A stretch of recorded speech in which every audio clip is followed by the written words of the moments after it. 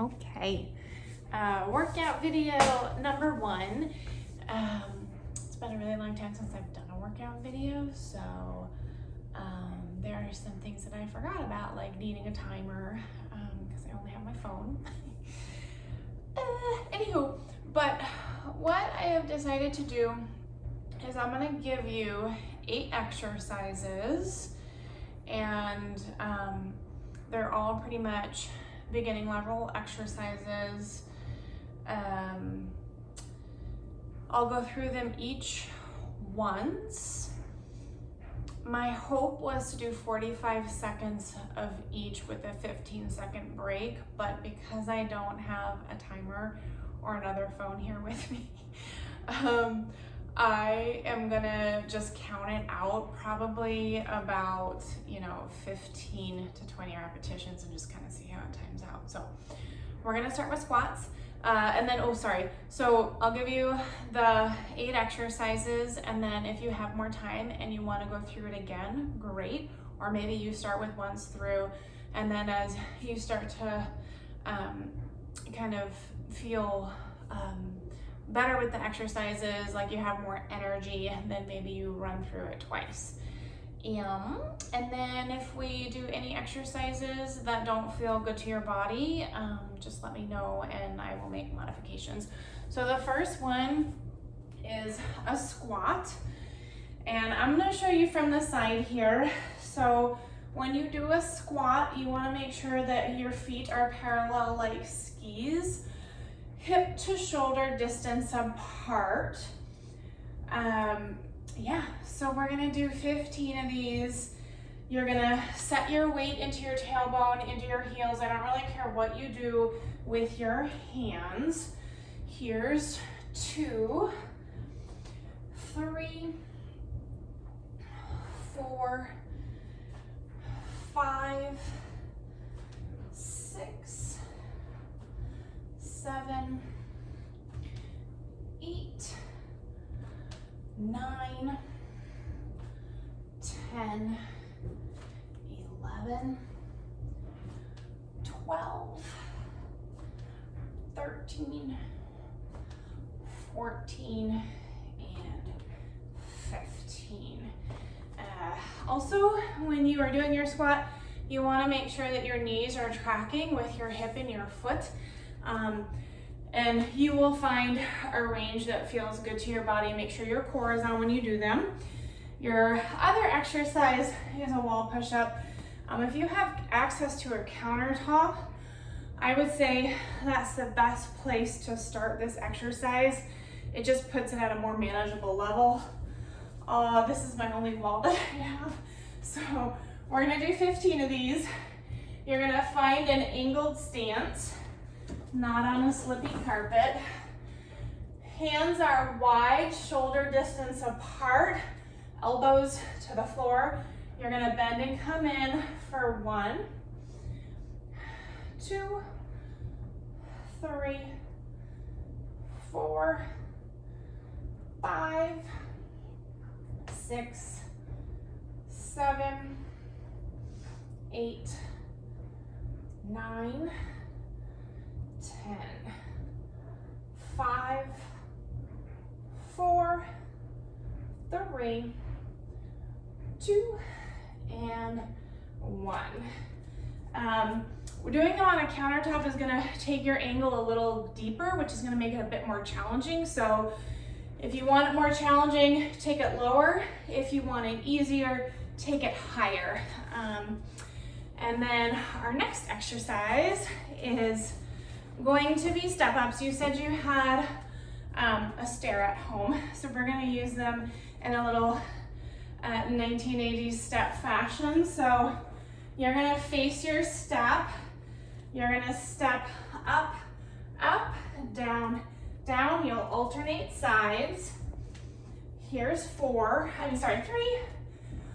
4, 5, 6, 7, 8, 9, 10, 11. We're going to do 20 of these.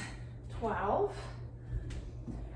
13, 14, 15, 16, 17, 18, 19, and 20.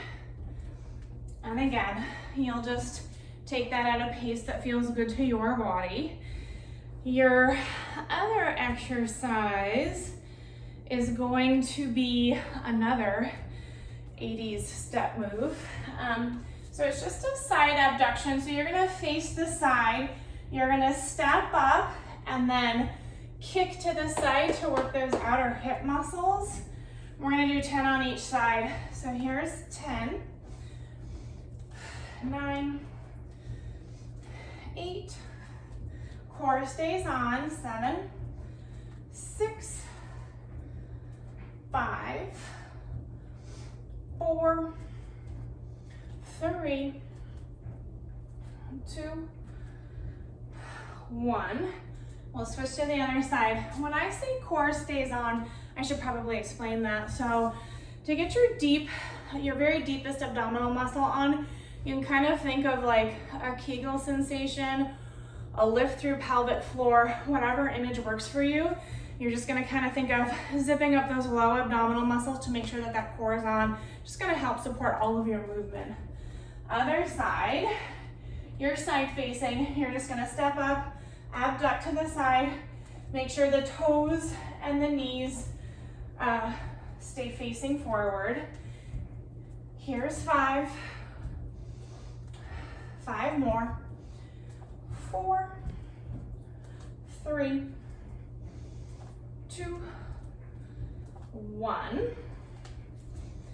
And then I think we're going down to the mat from here. Yeah, so everything else is on the mat. It could be on the carpet floor or just a towel. Our first exercise, you're gonna come onto all fours. You're gonna take a wide turkey hand.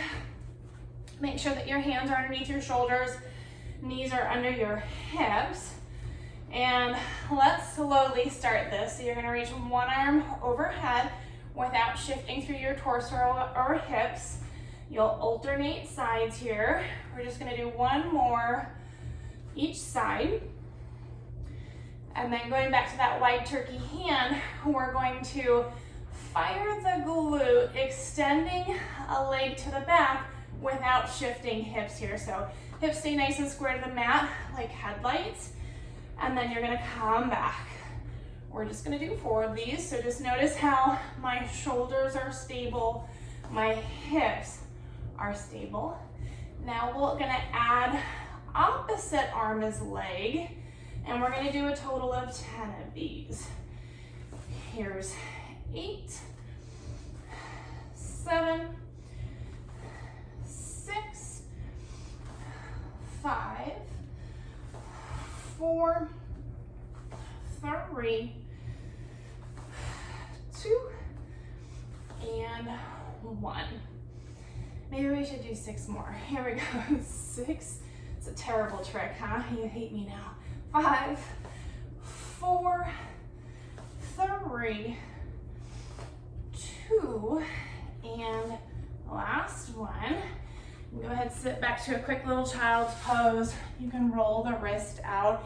If that hurts your wrist, you can always put hand weights underneath the wrist just to give your wrist more space, or roll up towels, or sometimes people will do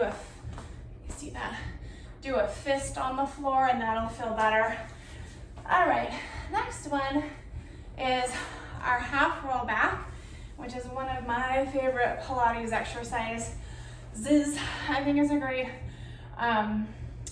core exercise that you can add a ton of different variations to make it more challenging, but it's really safe to start. So to start out, hands are gonna go underneath the thighs.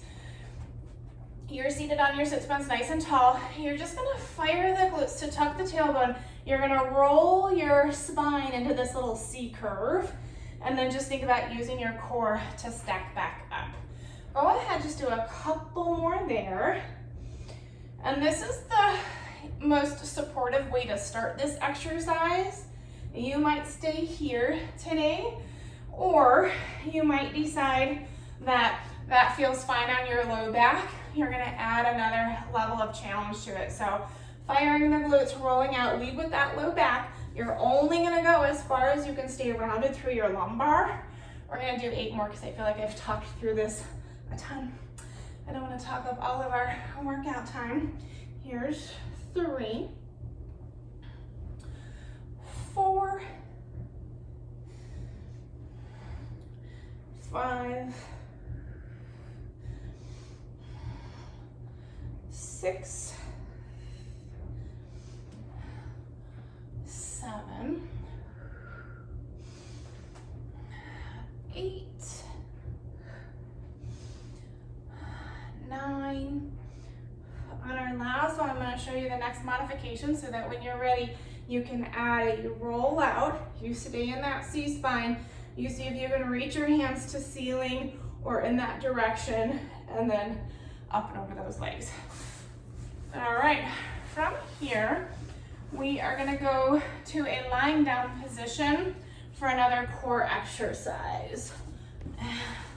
I'm gonna scoot back so you can actually see what I'm doing. So you're gonna start in this tabletop position where the knees are above the hips. And what we're gonna do from here, I'm gonna have you shift to an imprinted spine where you're tipping your pelvis toward the floor. It's a bit more supportive for the low back. You're just gonna alternate opening up the hip joint to reach that foot toward the floor. So it's not a movement, you're not straightening your knee, you're just opening at that hip, knee stays bent. So let's do 16 here. 1, 2, keeping that core on, keeping that pelvis tipped toward the floor.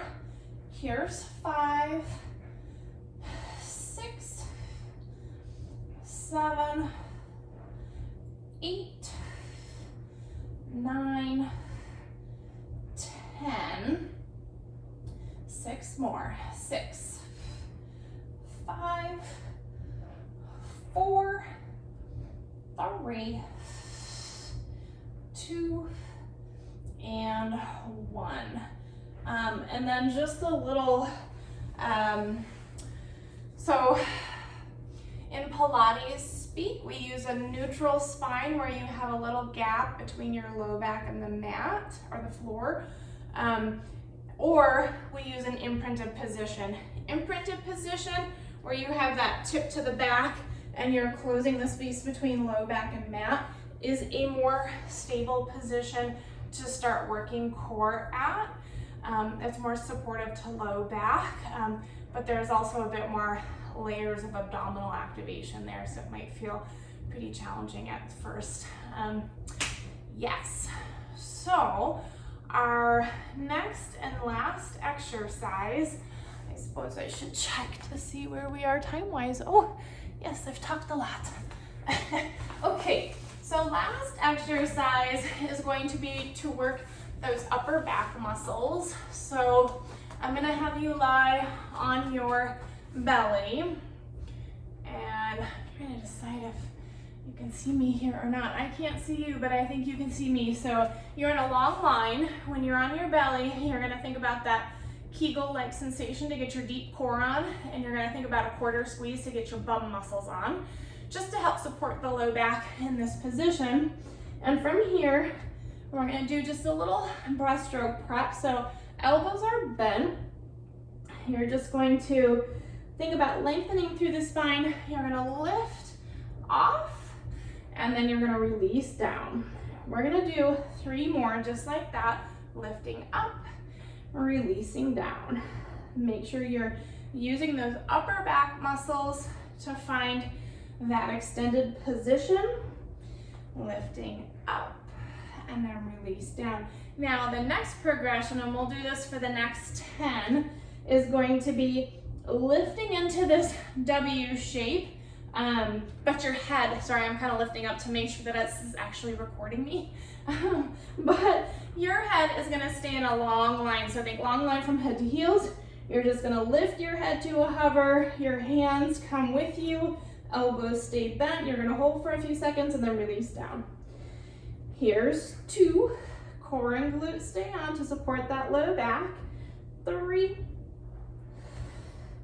Make sure you're breathing. 4. 5. 6. 7. 8. 9. And 10. And again, you'll probably just want to sit back into a child's pose position to open up through that low back. Well, let me just make sure we've done everything. Squats, wall push-up, step ups, side abductions on the step, bird dog, toe taps, and W lift offs. So, that's on my end a 16-minute workout, but I might have spent a lot of time talking. So yeah, try it out and give it a couple spins and let me know what you think. Okay.